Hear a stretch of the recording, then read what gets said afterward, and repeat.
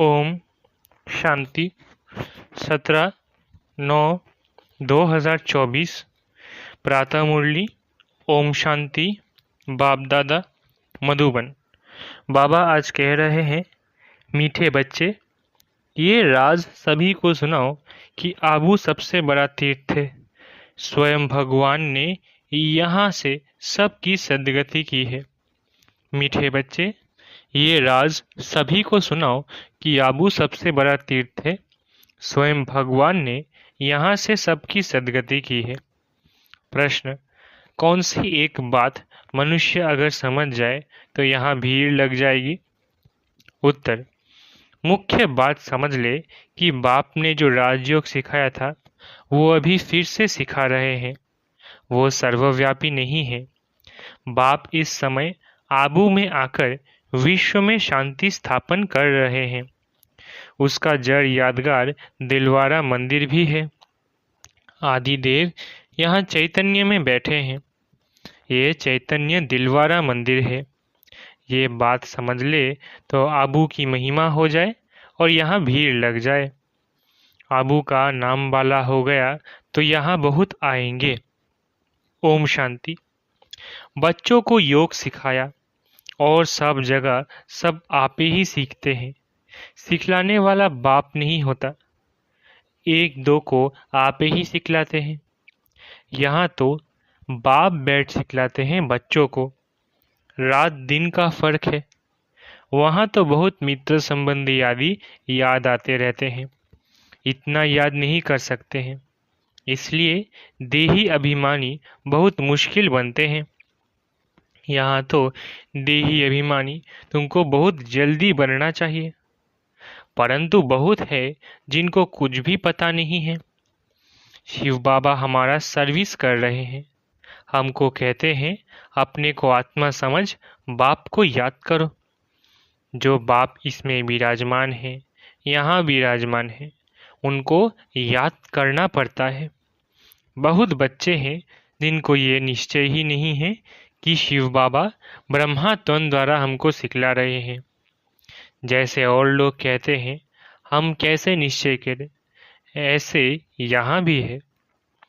अगर पूरा निश्चय होता तो बहुत प्यार से बाप को याद करते करते अपने में बल भरते, बहुत सर्विस करते, क्योंकि सारे विश्व को पावन बनाना है ना। योग में भी कमी है तो ज्ञान में भी कमी है। सुनते तो है परंतु धारणा नहीं होती है। धारणा अगर हो तो फिर औरों को भी धारणा करावे। बाबा ने समझाया था, वे लोग कॉन्फ्रेंस आदि करते रहते हैं, विश्व में शांति चाहते हैं, परंतु विश्व में शांति कब थी, किस प्रकार हुई थी, वो कुछ भी नहीं जानते। किस प्रकार की शांति थी वही चाहिए ना। ये तो तुम बच्चे ही जानते हो। विश्व में सुख शांति की स्थापना अब हो रही है। बाप आया हुआ है। कैसे ये दिलवारा मंदिर है, आदि देव भी है और ऊपर में विश्व में शांति का नज़ारा भी है। कहाँ भी कॉन्फ्रेंस आदि में तुमको बुलाते हैं तो तुम पूछो, विश्व में शांति किस प्रकार की चाहिए। इन लक्ष्मी नारायण के राज्य में विश्व में शांति थी। वो तो दिलवारा मंदिर में पूरा यादगार है। विश्व में शांति का सैंपल तो चाहिए ना। लक्ष्मी नारायण के चित्र से भी समझते नहीं है, पत्थर बुद्धि है ना। तो उन्हों को बताना चाहिए कि हम बता सकते हैं विश्व में शांति का सैंपल एक तो ये लक्ष्मी नारायण है, और फिर इन्हों को राजधानी भी देखना चाहते हो तो वो भी दिलवारा मंदिर में चलकर देखो। मॉडल ही दिखाया जाएगा ना, वो चलकर आबू में देखो। मंदिर बनाने वाले खुद नहीं जानते हैं, जिन्होंने ही बैठ ये यादगार बनाया है, जिसका दिलवारा मंदिर नाम रख दिया है। आदि देव को भी बिठाया है, ऊपर में स्वर्ग भी दिखाया है। जैसे वो जड़ है वैसे तुम हो चैतन्य। इसको चैतन्य दिलवारा नाम रख सकते हैं। परंतु पता नहीं कितनी भीड़ हो जाए, मनुष्य ही मूंझ जाए, ये फिर क्या है। समझाने में बड़ी मेहनत लगती है, बहुत बच्चे भी नहीं समझते हैं। भल दर पर पास में बैठे हैं, समझते कुछ नहीं। प्रदर्शनी में अनेक प्रकार के मनुष्य जाते हैं, ढेर मठ पंथ है, वैष्णव धर्म वाले भी हैं। वैष्णव धर्म का अर्थ ही नहीं समझते हैं। श्री कृष्ण की बादशाही कहाँ है जानते ही नहीं। श्री कृष्ण की राजाई को भी स्वर्ग बैकुंठ कहा जाता है। बाबा ने कहा था, जहाँ बुलावा हो वहाँ जाकर तुम समझाओ विश्व में शांति कब थी। ये आबू सबसे ऊंच से ऊंच तीर्थ थे, क्योंकि यहाँ बाप विश्व की सदगति कर रहे हैं। आबू पहाड़ी पर उनका सैंपल देखना हो तो चलकर दिलवारा मंदिर देखो। विश्व में शांति कैसे स्थापन की थी, उनका सैंपल है। सुनकर बहुत खुश होंगे, जैनी लोग भी खुश होंगे। तुम कहेंगे ये प्रजापिता ब्रह्मा हमारा बाप है आदिदेव। तुम समझाते हो फिर भी समझते नहीं हैं। कहते हैं ब्रह्मा कुमारियाँ पता नहीं क्या कहती है। तो अब तुम बच्चों को आबू की बहुत महिमा, ऊंची महिमा करके समझाना चाहिए। आबू है बड़े ते बड़ा तीर्थ, बॉम्बे में भी समझा सकते हो। आबू पहाड़ बड़े ते बड़ा तीर्थ है, क्योंकि परम पिता परमात्मा ने आबू में आकर स्वर्ग की स्थापना की है। कैसे स्वर्ग की रचना रची है, वो स्वर्ग का और आदिदेव का मॉडल सब आबू में है, जिसको कोई भी मनुष्य समझते नहीं। हम अब जानते हैं, तुम नहीं जानते हो, इसलिए हम तुमको समझाते हैं। पहले तो तुम पूछो कि विश्व में शांति किस प्रकार चाहते हो, कभी देखा है? विश्व में शांति तो लक्ष्मी नारायण के राज्य में थी।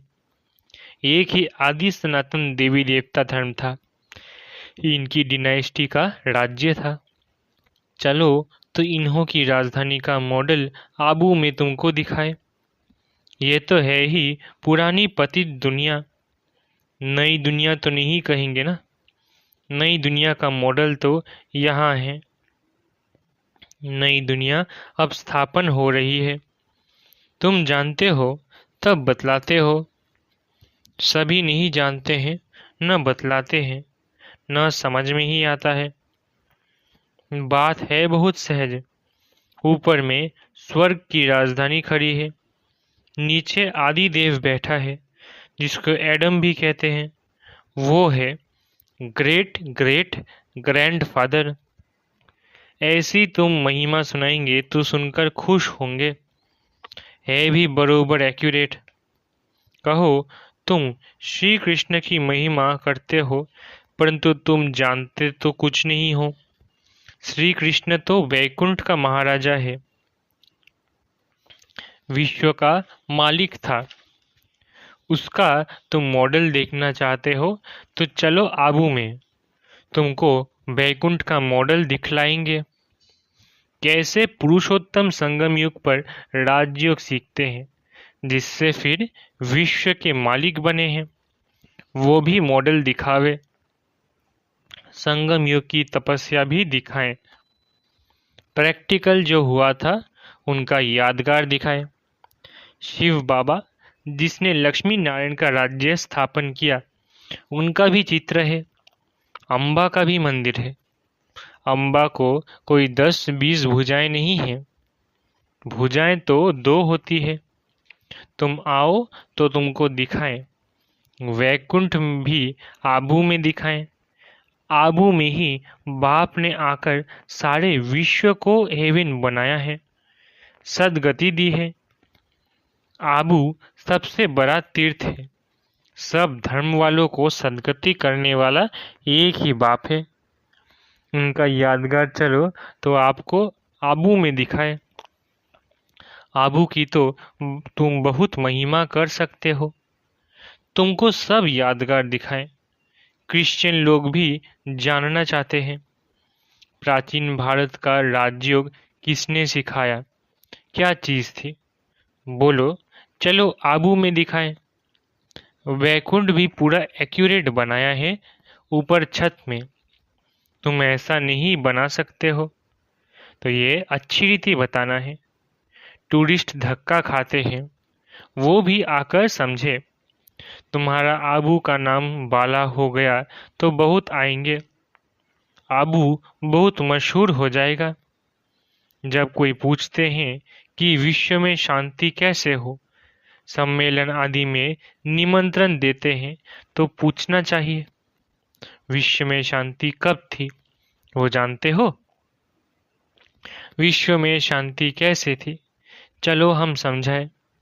मॉडल्स आदि सब दिखाएं। ऐसे मॉडल और कहाँ भी नहीं है। आबू ही सबसे बड़ा ऊंच ऊंच तीर्थ है, जिसमें बाप ने आकर के विश्व में शांति सर्व की सद्गति की है। ये बातें और कोई नहीं जानते। तुम्हारे में भी नंबरवार है। भल बड़े महारथी म्यूजियम आदि संभालने वाले हैं, परंतु ठीक रीति किसको समझाते हैं वह नहीं। बाबा रीड तो करते हैं ना। बाबा सब कुछ समझते हैं। जो भी जहाँ भी हैं उनको समझते हैं। कौन कौन पुरुषार्थ करते हैं, क्या पद पाएंगे। इस समय अगर मर पड़े तो कुछ भी पद पा नहीं सकेंगे। याद के यात्रा की मेहनत वो समझ नहीं सकते। बाप रोज नई नई बातें समझाते हैं। ऐसे समझा कर ले आओ। यहाँ तो यादगार कायम है। बाप कहते हैं, मैं भी यहाँ हूँ। आदिदेव भी यहाँ है। वैकुंठ भी यहाँ है। आबू की बहुत भारी महिमा हो जाएगी। आबू पता नहीं क्या हो जाएगा। जैसे देखो, कुरुक्षेत्र को अच्छा बनाने के लिए करोड़ों रुपया उड़ाते रहते हैं। कितने ढेर मनुष्य जाकर वहां इकट्ठे होते हैं। इतनी बदबू गंदगी होती है, बात मत पूछो। कितनी भीड़ होती है। समाचार आया था कि भजन मंडली की एक बस नदी में डूब गई। ये सब दुख है ना। अकाली मृत्यु होती रहती है। वहां तो ऐसे कुछ होता ही नहीं। ये सब बातें तुम समझा सकते हो। बातचीत करने वाला बड़ा सेंसिबल चाहिए। बाबा ज्ञान का पंप कर रहे हैं, बुद्धि में बिठा रहे हैं। दुनिया थोड़ी ही इन बातों को समझती है। वो समझते हैं नई दुनिया का सैर करने जाते हैं। बाप कहते हैं, ये दुनिया अब पुरानी गई की गई। वो तो कहते हैं 40,000 वर्ष पड़े हैं। तुम तो बतलाते हो कि सारा कल्प ही 5,000 वर्ष का है। पुरानी दुनिया का तो मौत सामने खड़ा है। इसको कहा जाता है घोर अंधियारा। कुंभकर्ण की नींद में सोए पड़े हैं। कुंभकर्ण आधा कल्प सोता था, आधा कल्प जागता था। तुम कुंभकर्ण थे। ये खेल बड़ा वंडरफुल है।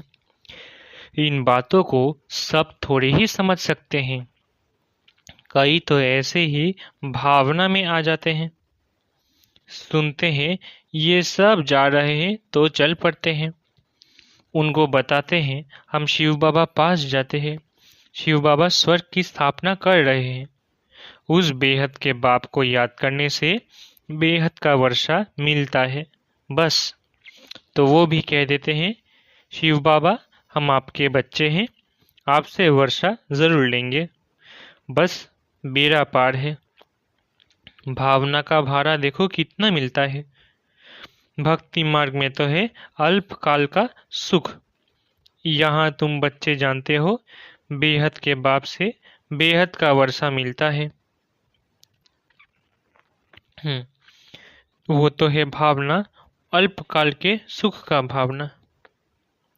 यहाँ तुमको मिला है 21 जन्मों के लिए भावना का भाड़ा। बाकी साक्षात्कार आदि में कुछ है नहीं। कोई कहते हैं साक्षात्कार हो, तब बाबा समझ जाते हैं कुछ भी समझा नहीं। साक्षात्कार करना है तो जाकर नौधा भक्ति करो, उससे कुछ मिलता नहीं। करके दूसरे जन्म में कुछ अच्छा बन पड़ेंगे। अच्छा भक्त होगा तो अच्छा जन्म मिलेगा। ये तो बात ही न्यारी है। ये पुरानी दुनिया बदल रही है। बाप है ही दुनिया बदलने वाला। यादगार खड़ा है ना, बहुत पुराना मंदिर है। कुछ टूटता करता है तो फिर मरम्मत कराते रहते हैं, परंतु वो शोभा तो कम हो ही जाती है। ये तो सब विनाशी चीजें हैं। तो बाप समझाते हैं, बच्चे, एक तो अपने कल्याण के लिए अपने को आत्मा समझ बाप को याद करो तो विकर्ण विनाश हो। पढ़ाई की बात है। बाकी ये जो मथुरा में मधुबन, कुंज, गली आदि बेड बनाया है, वो कुछ भी है नहीं, न कोई गोप गोपियों का खेल है। ये समझाने में बड़ी मेहनत करनी पड़ती है। एक एक पॉइंट अच्छी रीति बैठ समझाओ। कॉन्फ्रेंस आदि में भी चाहिए योग वाला। तलवार में जौहर नहीं होगा, किसको तीर लगेगा नहीं। तब बाप भी कहते हैं अभी देरी है। अभी मान ले कि परमात्मा सर्वव्यापी नहीं है तो भीड़ लग जाए, परंतु अभी टाइम नहीं है। एक बात मुख्य समझ जाए कि राजयोग बाप ने सिखाया था, जो इस समय सिखला रहे हैं। इसके बदले नाम उसका डाल दिया है जो कि अभी सांवरा है। कितनी बड़ी भूल है, इससे ही तुम्हारा बेड़ा डूब गया है। अब बाप समझाते हैं, ये पढ़ाई सोर्स ऑफ इनकम है। स्वयं बाप मनुष्य को देवता बनाने के लिए पढ़ाने आते हैं। इसमें पवित्र भी जरूर बनना है, दैवी गुण भी धारण करने हैं। नंबरवार तो होते ही है। जो भी सेंटर से सब नंबरवार है। ये सारी राजधानी स्थापन हो रही है। मासी का घर थोड़ी ही है।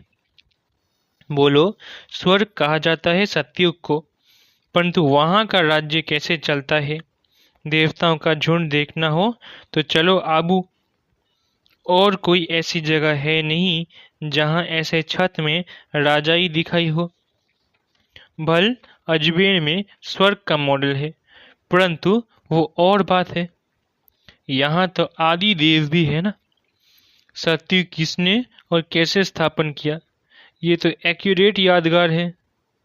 अभी हम चैतन्य दिलवारा नाम लिख सकते हैं, लिख नहीं सकते। जब मनुष्य खुद समझ जाए तो आप ही कहेंगे कि तुम लिखो। अभी नहीं, अभी नहीं। अभी तो देखो थोड़ी बात में ही क्या कर देते हैं। क्रोधी बहुत होते हैं। देह अभिमान है ना। देही अभिमानी तो कोई हो न सके सिवाय तुम बच्चों के। पुरुषार्थ करना है, ऐसे नहीं कि जो नसीब में होगा। पुरुषार्थी ऐसे नहीं कहेंगे, वो तो पुरुषार्थ करते रहेंगे, फिर जब फेल होते हैं तब कहते हैं तकदीर में जो था। अच्छा, मीठे मीठे सिकिलधे बच्चों प्रति माता पिता बाप दादा का याद प्यारा गुड मॉर्निंग। रूहानी बाप की रूहानी बच्चों को नमस्ते। हम रूहानी बच्चों की रूहानी माता पिता बाप दादा को याद प्यार, गुड मॉर्निंग और नमस्ते नमस्ते नमस्ते। धारणा के लिए मुख्य सार। पहला, देही अभिमानी बनने का पूरा पूरा पुरुषार्थ करना है। ऐसे कभी नहीं सोचना है कि जो नसीब में होगा। सेंसिबल बनना है। दूसरा, ज्ञान सुनकर उसे स्वरूप में लाना है। याद का जौहर धारण कर फिर सेवा करनी है। सबको आबू महान तीर्थ की महिमा सुनानी है। वरदान, एक बाबा शब्द की स्मृति से याद और सेवा में रहने वाले सच्चे योगी भव। सच्चे योगी सच्चे सेवाधारी भव।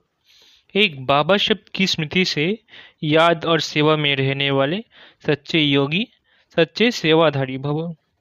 आप बच्चे मुख से व मन से बार बार बाबा शब्द कहते हो। बच्चे हो तो बाबा शब्द याद आना या सोचना ही योग है। और मुख से बार बार बाबा कहना कि बाबा ऐसे कहते हैं, बाबा ने ये कहा, यही सेवा है। लेकिन इस बाबा शब्द को कोई दिल से कहने वाले हैं, कोई नॉलेज के दिमाग से। जो दिल से कहते हैं उन्हें दिल में सदा प्रत्यक्ष प्राप्ति, खुशी और शक्ति मिलती है। दिमाग वालों को बोलने समय खुशी होती, सदा काल की नहीं। स्लोगन: परमात्मा रूपी क्षमा पर फिदा होने वाले ही सच्चे परवाने हैं। स्लोगन: परमात्मा रूपी क्षमा पर फिदा होने वाले ही सच्चे परवाने हैं। अच्छा, ओम शांति। शुक्रिया बाबा।